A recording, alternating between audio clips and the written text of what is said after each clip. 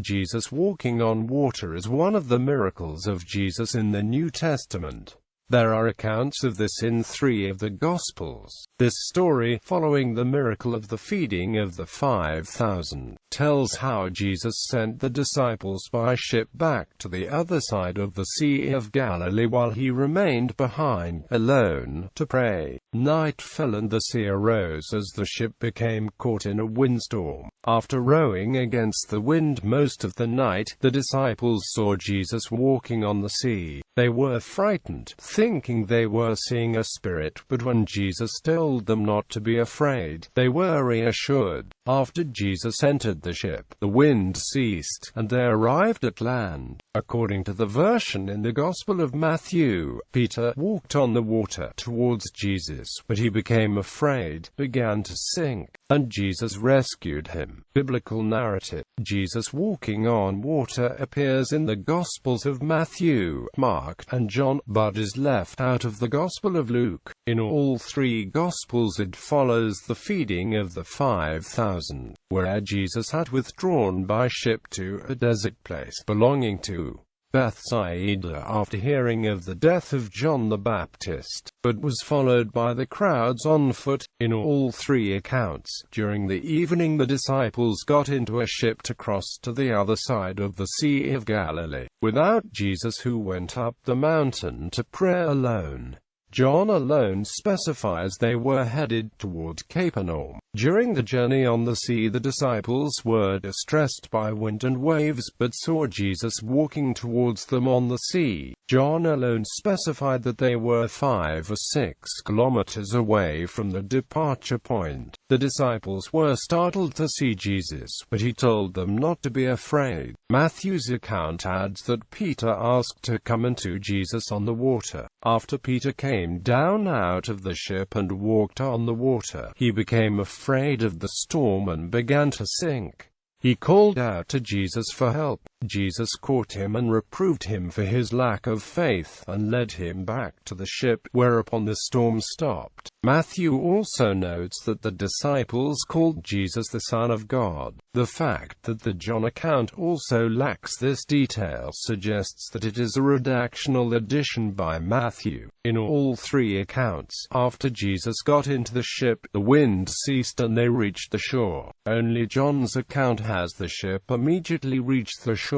Matthew's and Mark's accounts end at this point, but John mentions that the next day some people from the other side of the sea that looked for Jesus noted that the disciples left without him, but they didn't know where he went. When they came to Capernaum and asked Jesus how he came there, instead of answering the question, he told the crowd that they followed him, not because they had seen signs, but because of the 3 loaves they had eaten the day before, and he advised them not to seek earthly gains, but aim for a life based on higher spiritual values. This episode is narrated towards the end of the ministry of Jesus in Galilee, before the key turning points halfway through the Gospel narratives, where Peter proclaimed Jesus as Christ and saw the Transfiguration. Interpretations. Christian teachings. The walking on the sea episode has specific interpretations within Christian teachings and has been viewed by scholars as important due to its perceived impact on the formation of Christian ecumenical creeds, as discussed below. One aspect of the pericope is how it highlights the relationship between Jesus and his apostles. Merrill Tenney states that the incident is in essence centered on that aspect, rather than the peril of the miracle itself. Dwight Pentecost and John Danielson state that this miracle was deliberately designed by Jesus to instruct his apostles and increase the faith. David Cook and Craig Evans note that "of little faith" is a somewhat common expression in Matthew and may mean "of no faith." Richard Cassidy states that this episode shed special light on the position of Peter among the apostles and the relationship between Jesus and Peter. In Cassidy's view, the episode implies that Peter had faith in Jesus and acknowledged Jesus' extraordinary powers, and by considering to walk on water himself, wanted to share in the act of Jesus before the other disciples, for he considered himself closest to Jesus. Cook and Evans note that the "Lord save me" cry of Peter is similar to Matthew chapter 8 verse 25 and Mark chapter 4 verse 38 in the calming the storm episode, and again emphasizes the reliance of the disciples on Jesus.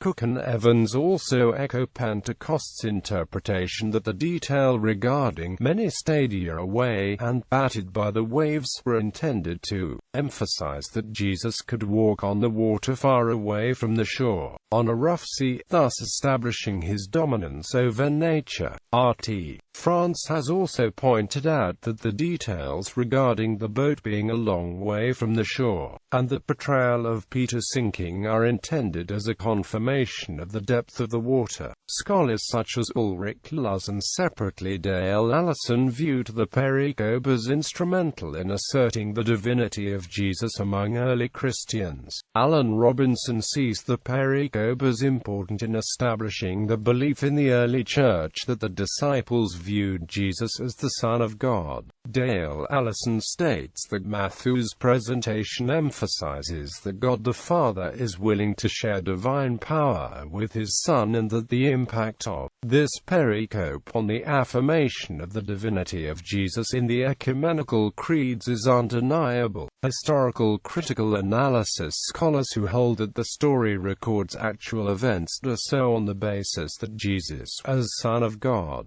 was above the laws of nature, or, in a variation, that Jesus projected an image himself while actually remaining on the shore. The meaning of the episode is held to be inherent in its miraculous nature. The meaning of the pericope only has meaning if it is understood as relating a miraculous event which really took place. In recent scholarship, Bar Ehrman has championed the view that in general, it is impossible to either prove or disprove supernatural events such as miracles using the historical method, for proving them would require belief in a supernatural world not amenable to historical analysis, and disproving them would require historical evidence that is usually hard to come by. Still, some scholars have held the view that while this event took place, it was not miraculous.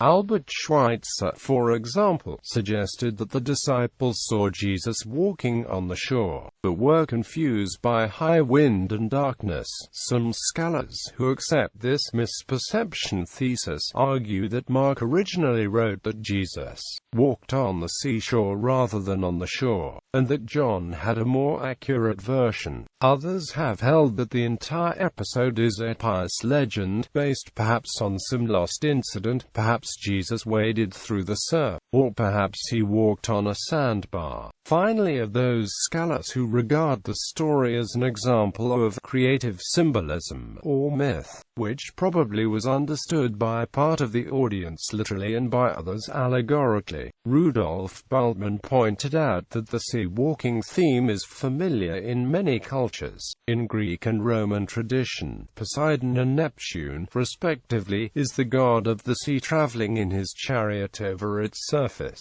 Human beings can be endowed with this power, typically the sons of Poseidon by human mothers like Orion, to whom was given as a gift the power of walking upon the water as though upon land. Furthermore, the motif of walking on water was associated with kings like Xerxes or Alexander, but also rejected and satirized as humanly impossible and as proverbial for the arrogance of the rulers by Menander. Dio Chrysostom or in 2 Maccabees 5:21. Others look for an origin in the mythic world of the Old Testament itself, or within the New Testament, as an originally simple story later embellished with Hellenistic and Old Testament details.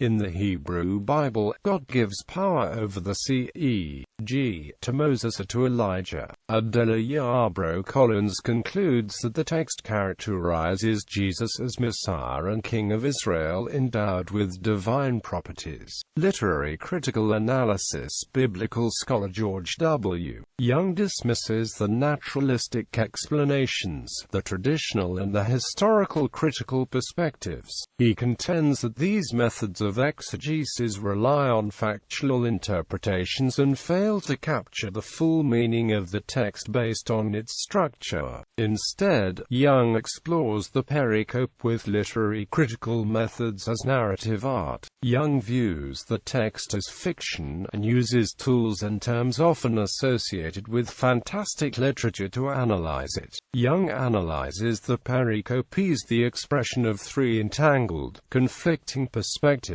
on reality: the conventional reality, based on sensory perception, the impossible vision of Jesus resulting in the astonishment of the observers, the narrator's metaphysical comment in Mark chapter 6 verse 52 identifying Jesus as the Son of God. Gospel of Mark. And straightway he constrained his disciples to enter into the boat, and to go before him unto the other side to Bethsaida, while he himself sendeth the multitude away. And after he had taken leave of them, he departed into the mountain to pray. And when even was come, the boat was in the midst of the sea, and he alone on the land. And seeing them distressed in rowing, for the wind was contrary unto them, about the fourth watch of the night he cometh unto them, walking on the sea, and he would have passed by them. But they, when they saw him walking on the sea, supposed that it was a ghost, and cried out, for they all saw him, and were troubled. But he straightway spake with them, and saith unto them, Be of good cheer, it is I, be not afraid. And he went up unto them into the boat, and the wind ceased, and they were sore amazed in themselves, for they understood not concerning the loaves, but the heart was hardened. And when they had crossed over, they came to the land and to Gennesaret, and moored to the shore. Gospel of Matthew. And straightway he constrained the disciples to enter into the boat, and to go before him unto the other side, till he should send the multitudes away. And after he had sent the multitudes away, he went up into the mountain apart to pray. And when even was come, he was there alone. But the boat was now in the midst of the sea, distressed by the waves, for the wind was contrary. And in the fourth watch of the night he came unto them, walking upon the sea. And when the disciples saw him walking on the sea, they were troubled, saying, It is a ghost, and they cried out for fear. But straightway Jesus spake unto them, saying, Be of good cheer, it is I, be not afraid. And Peter answered him and said, Lord, if it be thou, bid me come unto thee upon the waters.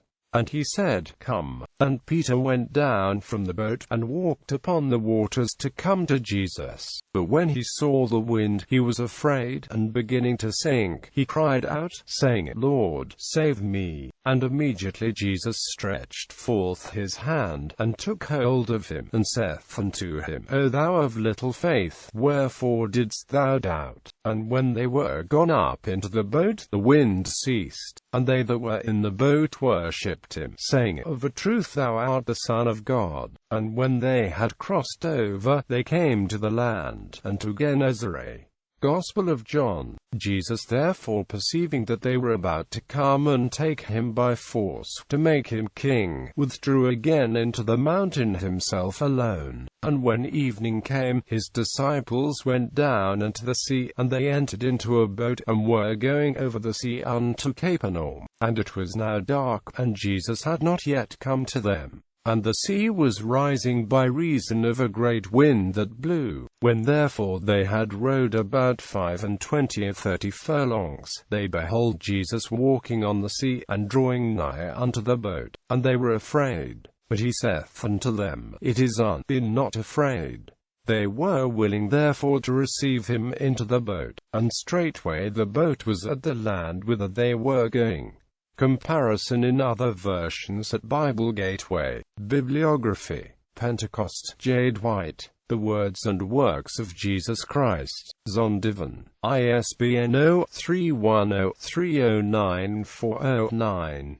Witherington, Ben. The Gospel of Mark, a Socio-Rhetorical Commentary. Erdmanns, ISBN 9780802845030. Young, George W. Subversive Symmetry, Exploring the Fantastic in Mark chapter 6 verses 45 to 56. Brill, ISBN 9004114289.